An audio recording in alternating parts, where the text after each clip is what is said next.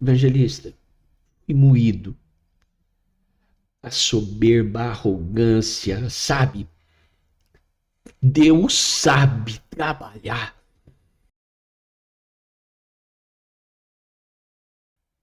E eu acabei numa das aventuras, né? Porque é advogado, bem conceituado, ganhando bastante dinheiro, andando de carro importado. Um dia eu acabei conhecendo uma moça e ela me apresentou o crack. Eu, com 36 anos, nunca tinha usado droga, acabei, já tinha tomado umas bebidas, né? E o diabo veio na cabeça, né? Você pode, né? Você é o cara, né? 36 anos, advogado, isso aí não vai te prender. Lê do engano, meus irmãos. Lê do engano.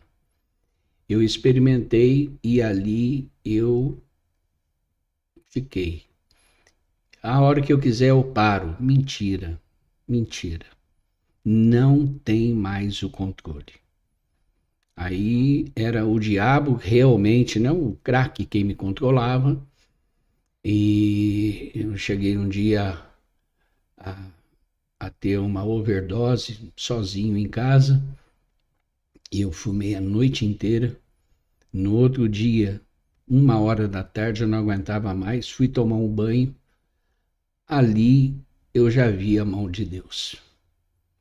Porque eu comecei a sangrar, caí no banheiro, comecei a sangrar pelo nariz e eu não morri por um milagre. Dentre vários outros milagres que Deus já tinha feito antes, né? Mas eu caí no banheiro e muito sangue. E o impressionante, se aquilo vai para o cérebro, fatalmente eu estaria morto.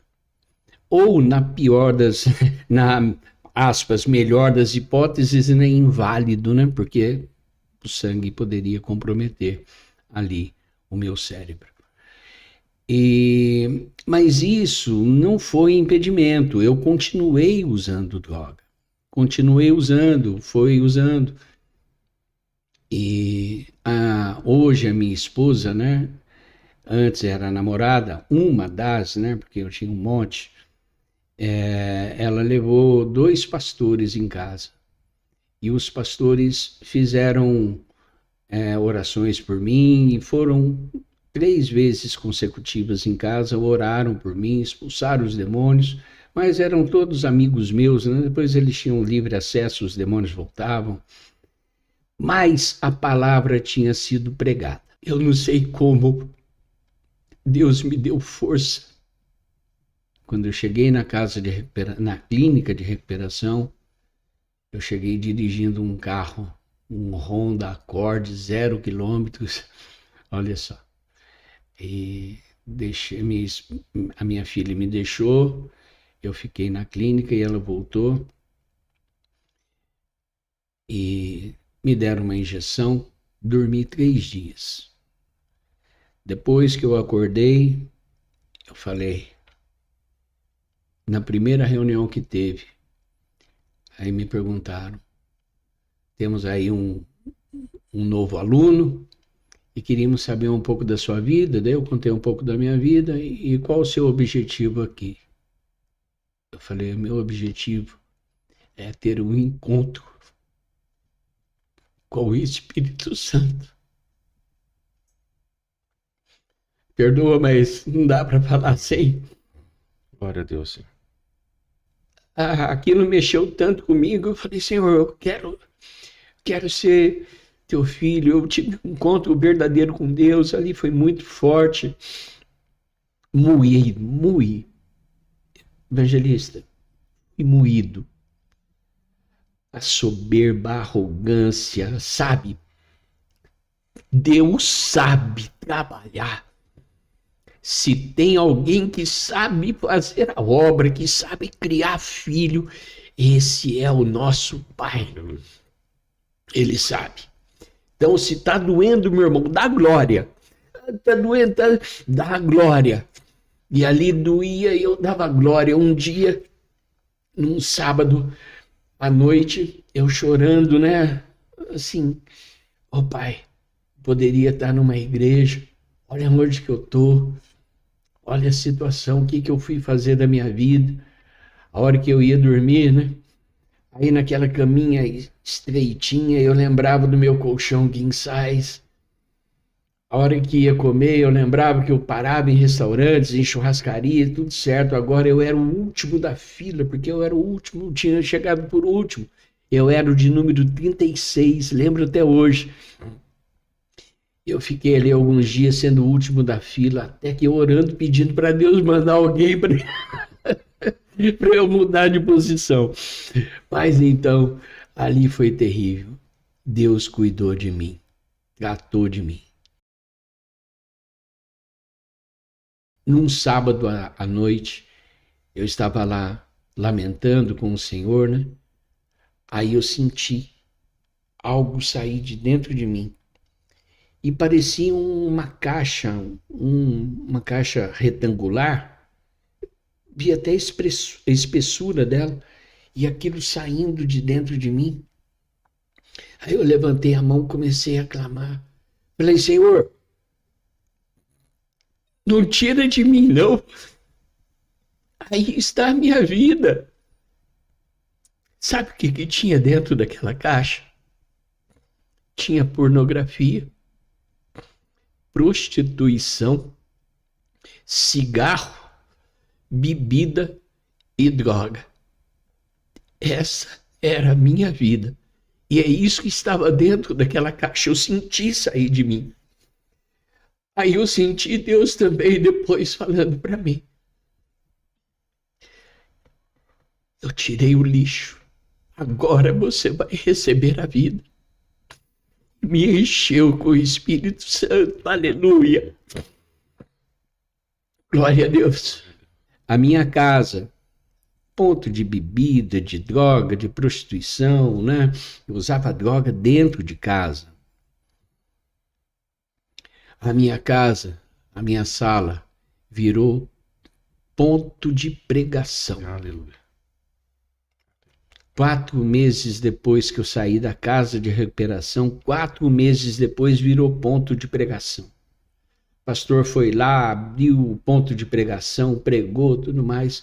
Na semana seguinte, pastor, amanhã vai ter culto de novo? Vai ter sim. Quem vai pregar é você? Eu. E ali eu comecei a pregar. Comecei a pregar e teve dias de ter 36 pessoas na sala de casa ouvindo a palavra de Deus.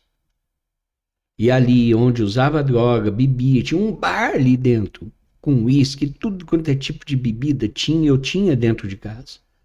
Ali pessoas foram batizadas com o Espírito Santo, entregaram a vida para Jesus, outras foram libertas, curadas, batizadas, é lindo demais. A piscina que era usada virou ponto de batismo. Semana passada mesmo batizei 5 vizinhos lá. Olha só. Então, o que Deus faz é tremendo. Eu comprava droga num determinado bairro lá em Taubaté. Não vou falar para não... Vai para a rede social, né? Mas eu comprava a droga num bairro lá. E eu falava...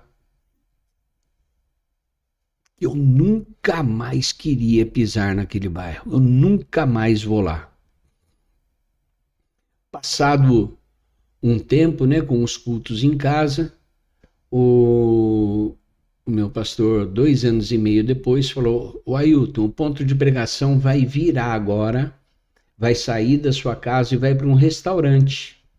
Lá no Parque Tal. Falei, misericórdia. Era o bairro que eu não queria ir. Aí, como Deus manda, a gente faz o quê? Obedece, né? Aí estou lá num culto, aí Deus usa uma pessoa para falar, eu te quero no meio do bairro. Oh, meu Deus.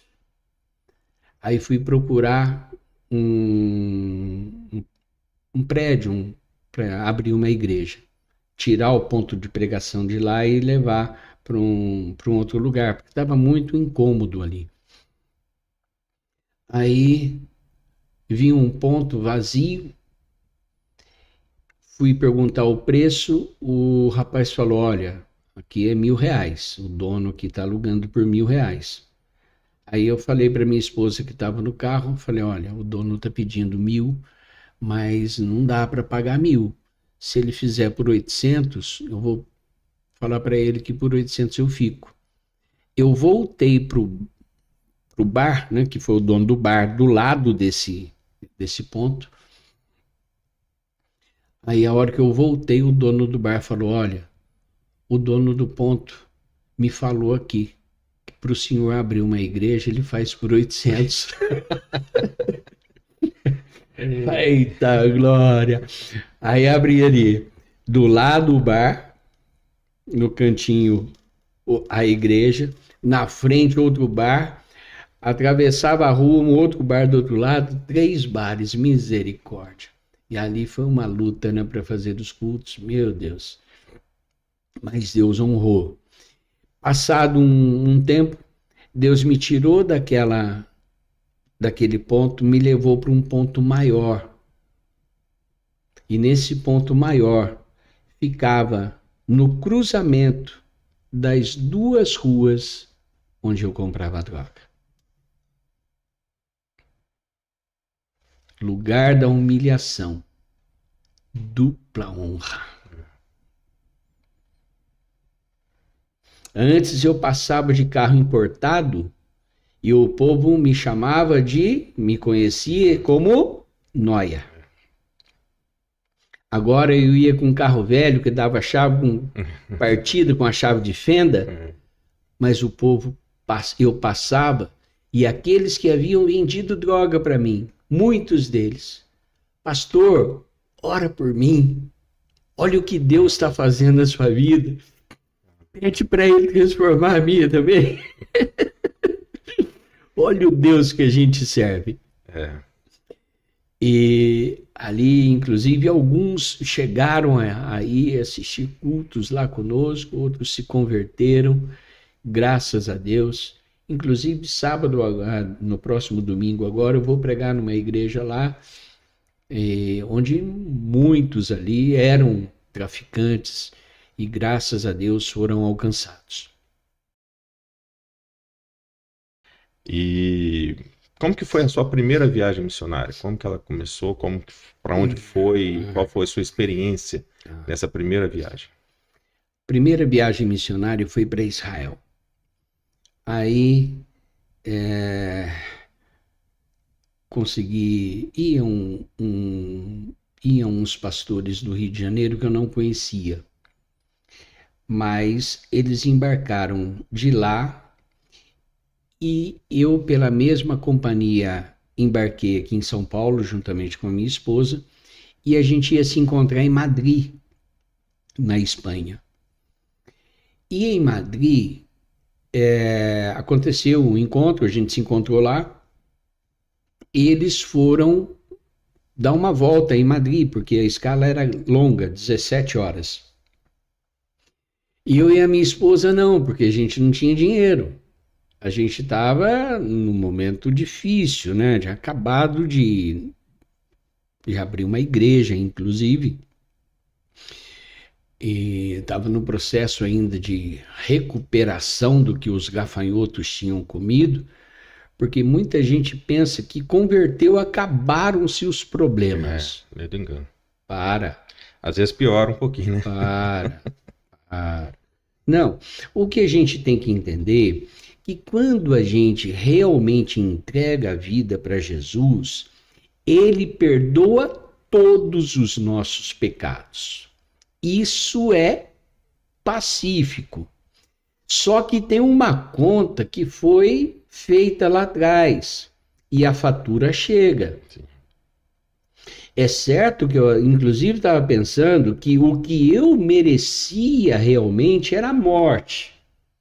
Mas Jesus morreu por mim, né? Então Jesus morreu por nós, então nós não vamos morrer. Mas tem todas as lutas que eu passei na minha vida, que eu fui aos pés do Senhor chorar, eu falava, Senhor, muito obrigado, eu estou passando isso porque eu usei droga.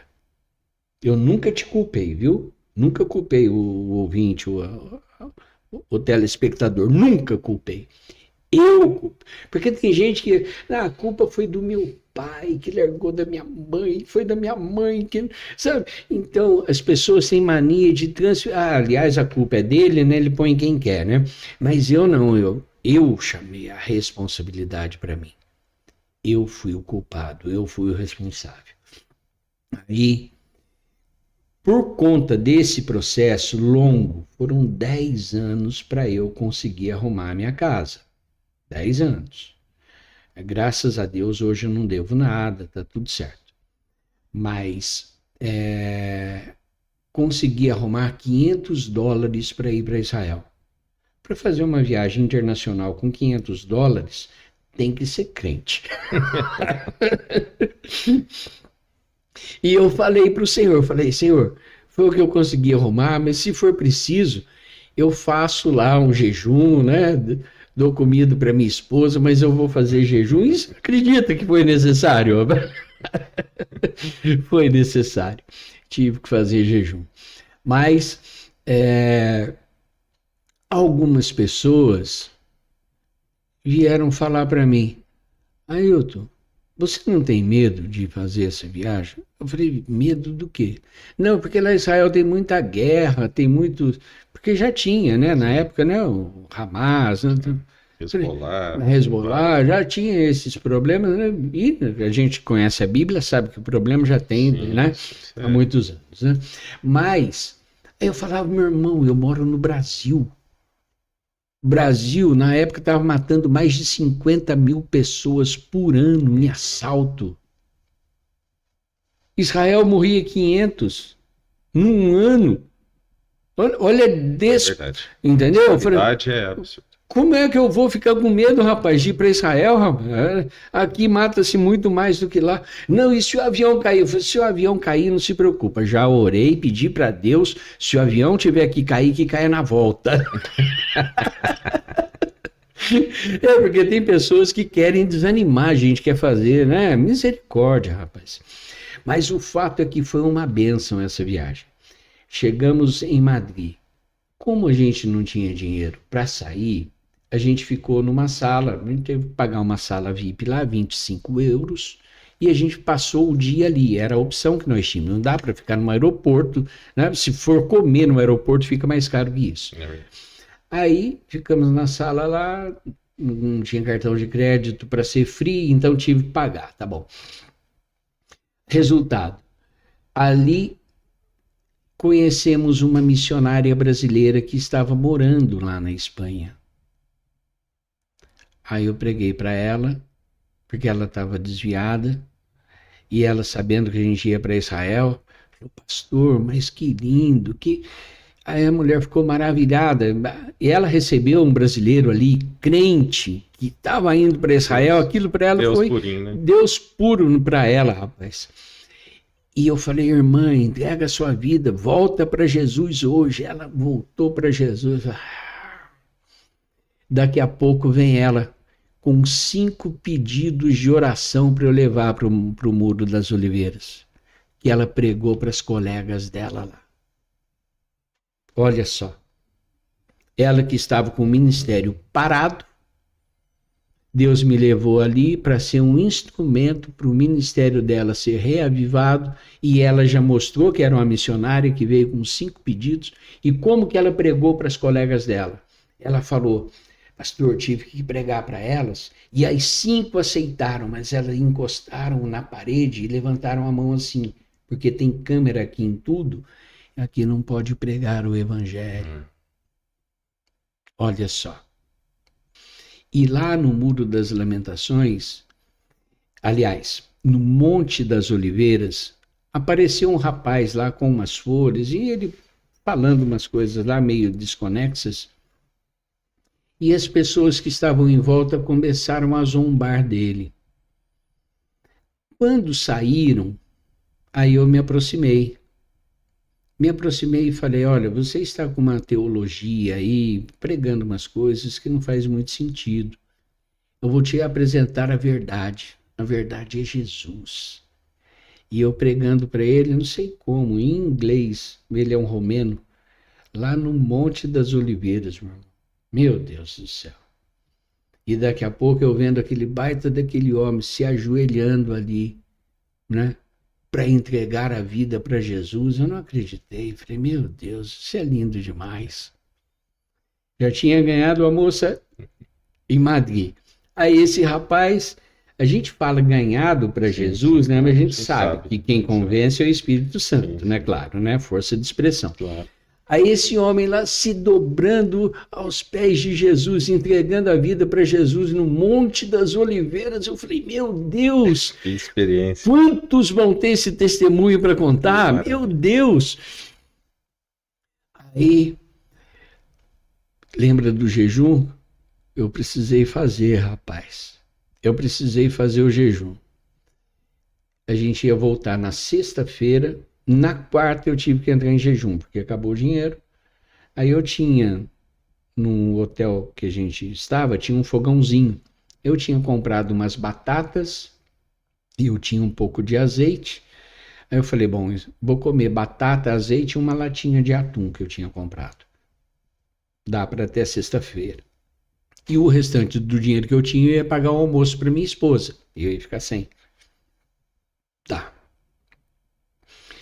À noite, tô eu lá cozinhando as batatas, toca a campainha, um pastor do Rio de Janeiro.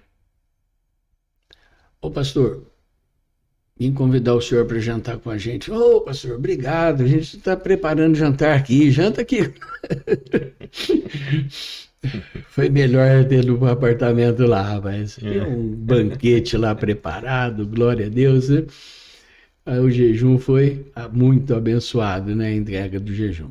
Aí eu pedi para Deus, Senhor, já que o Senhor me deu o privilégio de ganhar uma alma aqui para Jesus, dá condição de eu batizar alguém aqui também? Aí, no ano seguinte, a gente voltou, o batismo não aconteceu. Mas em 2015, eu batizei um brasileiro lá.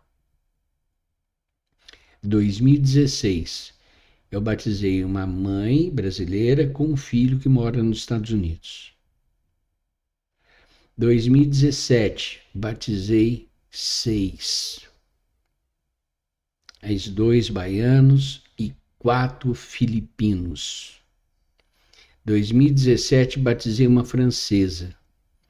E 2019, batizei... 2017 a francesa e 2019 eu batizei uma africana e o filho inglês. Gente dos 4 cantos da terra. Da América, da Europa, da África e da Ásia. Olha o que Deus faz. E outra, nós temos que orar e pedir, Senhor, coloca perto de mim pessoas para receber a tua palavra. Eu estava voltando da Índia e Bangladesh em 2024, Deus colocou um chinês do meu lado. Ficou fácil para eu pregar, meu. O inglês do chinês pior que o meu, rapaz. Conseguiu ser pior que o meu. Aí eu perguntei para ele, do you know Jesus? Você conhece Jesus? No, I don't know Jesus. Você não entregou sua vida para Deus? Deus? Eu não conheço Deus. I don't know Deus. God, né? Eu falei, Senhor, tá difícil, Pai. Como é que eu vou pregar para esse rapaz? Me ajuda, Senhor. Aí Deus falou para mim. Deus fala, viu? Deus fala. Deus falou para mim, mostra a palavra para ele. Aí eu abri Mateus 11, 28, 29 e 30. Ele pegou o celular dele, tirou uma foto, traduziu. A hora que ele viu aquilo, vinde a mim, vós que estáis cansados e sobrecarregados, e eu vos aliviarei. Ele levantou a mão, eu quero Jesus. Eita glória! Entendeu? Então a gente tem que ir fazer, tem que pregar. Por quê? Pessoas estão perecendo porque não tem quem pregue. E como pregarão se não forem enviados? Agora, quem é que está me enviando? Misericórdia, não estou reclamando, não. Estou dando glória a Deus. Quem está me enviando? Eu antes usava o dinheiro para quê? Para droga, para prostituição, para andar de carro novo, para soberba. Hoje eu uso o dinheiro para fazer a obra missionária, para investir no reino de Deus. Eu não tenho ajuda de uma igreja, eu não tenho igreja hoje, né? Eu sou membro de uma igreja. Então, eu não uso o dinheiro da igreja para fazer missão. Eu não tenho ninguém, sabe? Mas Deus tem suprido todas as necessidades em glória. Claro que eu tenho alguns irmãos que me ajudam, né? Alguns irmãos abençoam R$50, R$100. Teve um que me deu R$2.000 quando eu estava lá na África. Um advogado amigo meu me deu R$2.000 de oferta. Eu tinha terminado a missão 2.000. Falei, meu Deus. Peguei o My Love. Conhece o My Love, né? My Love é uma carroceria aberta. Pode ser uma Kombi, uma caminhonete ou um caminhãozinho com carroceria aberta. Ali chega um, agarra, vem outro, agarra por trás, vai agarrar. My Love é ótimo. Por isso que é o My Love, né? Então vai todo mundo agarrado ali, meu amor. Todo mundo agarrado ali, vai. Aí eu catei aquele My Love lá, rapaz, e fui pra cidade. Olhei pra trás, ai meu Deus, misericórdia. Sorte que era uma africana. Misericórdia, mas ali a gente foi, rapaz. E a gente comprou, fez a compra lá, R$2.000. Comprei 40 itens para fazer 40 mini cestas e deixar para eles. Entendeu? Então ajuda. Sim. Agora,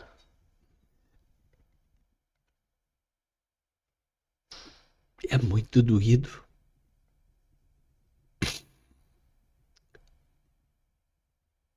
Porque a gente vai, prega. E os dias que a gente está ali são dias de festa. São dias que as pessoas nunca mais vão esquecer. Recebo mensagens de pessoas lá do Quênia, pessoas lá da Bangladesh. Nunca vamos esquecer os dias que o Senhor esteve aqui conosco. Olha só. Mas como que eles estão vivendo hoje?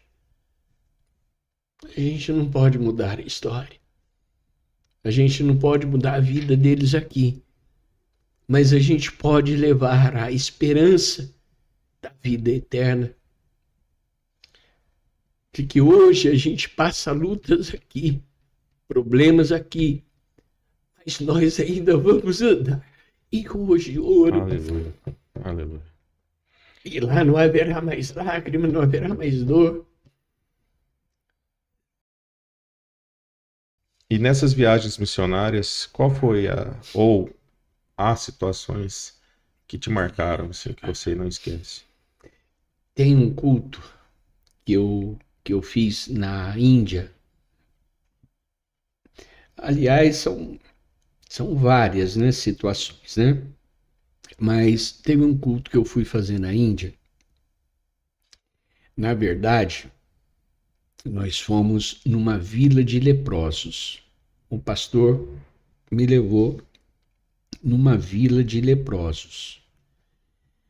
Eu não sabia que existia isso.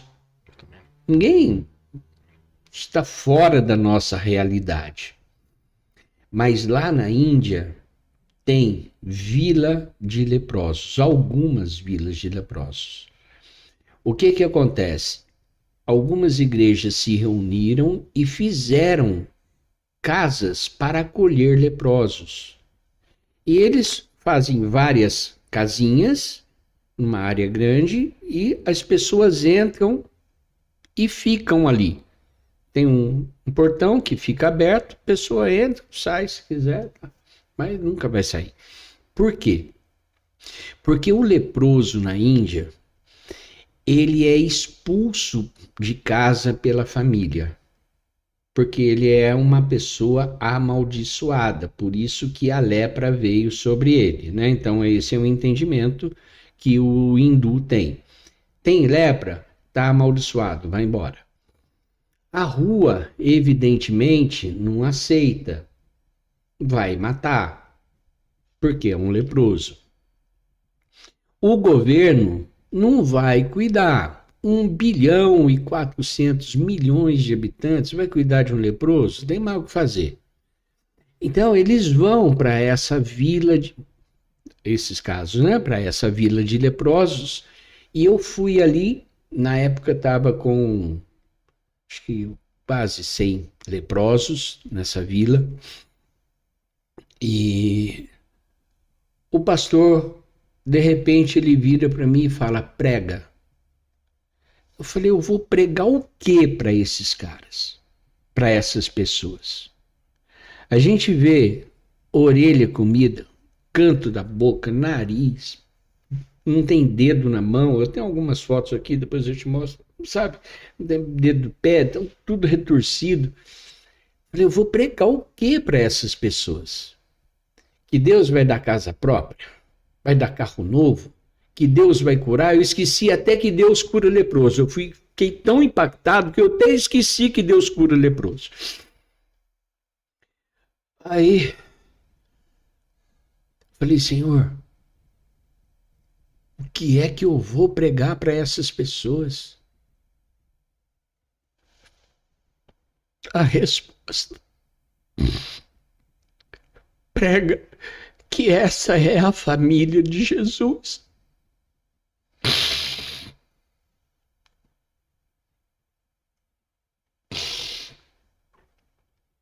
E olhando para aquele bando de lixo, um bando mal cheiroso, torto.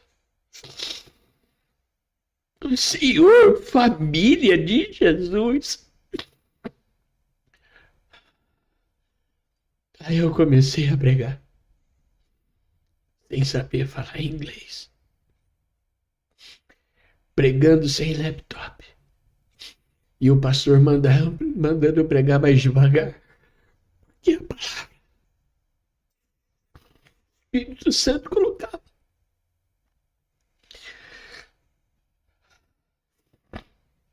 Aí enquanto eu estou pregando, Deus fala, vão subir todos com corpos glorificados.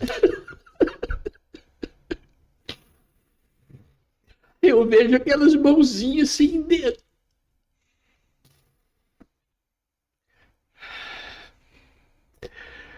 Aí saio eu, no meio do povo, colocando a mão em cima do leproso. Olha o que Deus faz. Abençoei todos os leprosos. Fui colocando as mãos em cima do leproso. Não pega lepra. Não pega. Mas nele pega a bênção. Mas nele pega a bênção. Aí eu estou pregando. Daqui a pouco Deus fala para mim. Você lembra que você era um deles? Você lembra que você também era um deles?